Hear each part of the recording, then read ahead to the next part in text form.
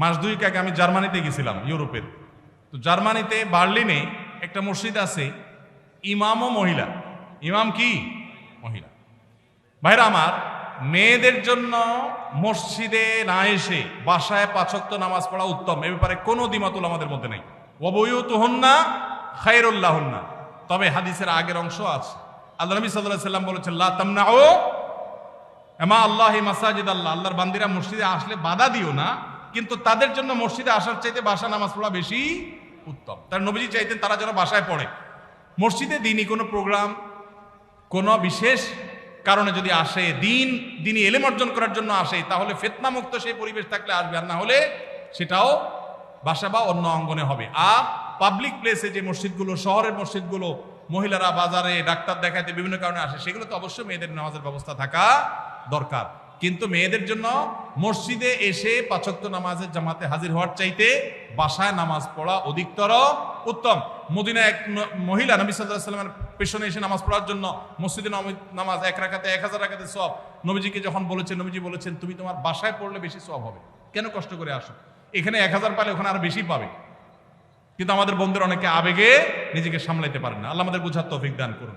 তাহলে মেয়েদের বাসায় নামাজ পড়া উত্তম, কিন্তু শহরে পাবলিক প্লেসে মেয়েদের নামাজের জায়গা না থাকার কারণে বহু পর্দানসীন, বহু নামাজি মেয়েরা ওয়াক্ত চলে যায়, নামাজ পড়তে পারে না। ডক্টর খন্দকার আব্দুল্লাহ জাহাঙ্গীরউল্লাহ বলতেন, আমাদের মা বোনরা বাসায় অবস্থান করবে, প্রয়োজনে বের হবে, এটাই শরিয়ার নির্দেশ। কিন্তু আমাদের মা বোনরা যে কোনো কারণে বাইর হয়ে গেছে, এখন যদি বলেন যে নামাজ পড়তে দিব না, বাসায় যাওয়া ছাড়া পড়বে না, তাহলে কাজা হবে, তাহলে সেটা তো তার জন্য ক্ষতিকর হবে।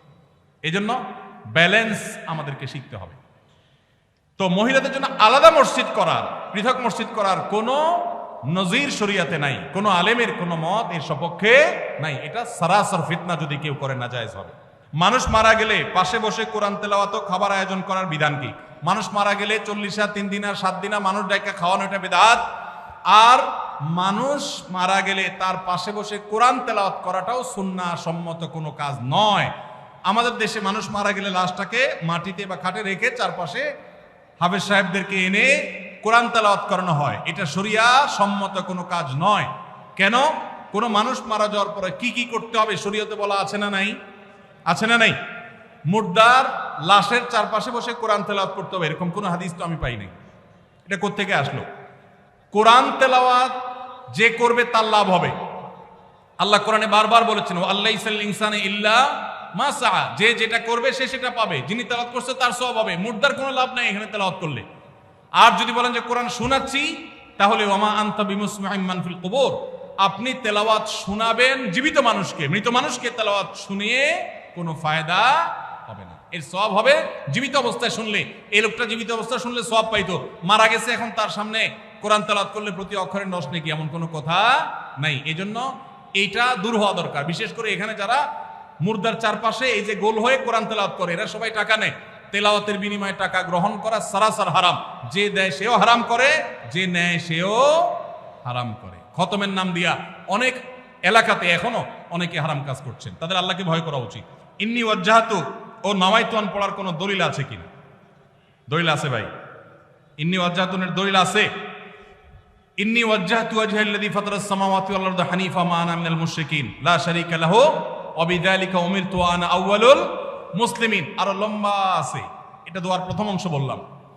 এটা আমাদের নবী করিম সাল্লাল্লাহু আলাইহি সাল্লাম পড়তেন নামাজ শুরু করার পর, তাকবীরে তাহরিমা বাঁধার পর সানার জায়গাতে। সানার জায়গাতে আমরা একটা দোয়াই ছোটবেলা মুখস্থ করছি, আর যাই না। সেটা হলো সবচেয়ে ছোটটা। সানার মধ্যে 3টা সানা প্রসিদ্ধ হাদিসে আছে। এর মধ্যে একটা হলো আল্লাহুম্মা বাঈদ বাইনি ওয়া বাইনা খাতায়ায়া কামা বা'আদতা বাইনাল মাশরিকি ওয়াল মাগরিবি, এটা একটা সানা।